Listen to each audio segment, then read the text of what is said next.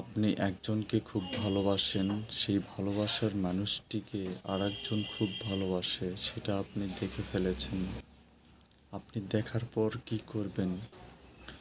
যাকে হৃদয় দিয়ে, মন দিয়ে, প্রাণ দিয়ে ভালোবাসলেন, সে ব্যক্তি আপনাকে ঠকিয়ে দিল। আপনার মনের ভিতর অনুভব কি হবে আপনি বলেন? যখন আপনি দেখতে পেলেন যে ওই ব্যক্তি,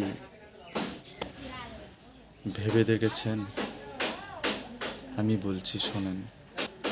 যখন দেখলেন আপনার মনের ভিতর প্রথমে রাগ হবে, ক্ষোভ হবে এবং তাকে মেরে ফেলার ইচ্ছা হবে, কিন্তু ক্ষমা করা কখনোই মনে সায় দিবে না।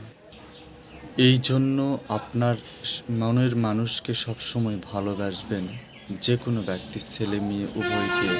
তাহলে এই মৃত্যু আর হবে না। সবাইকে সবাই ভালোবাসুন। রাধে রাধে।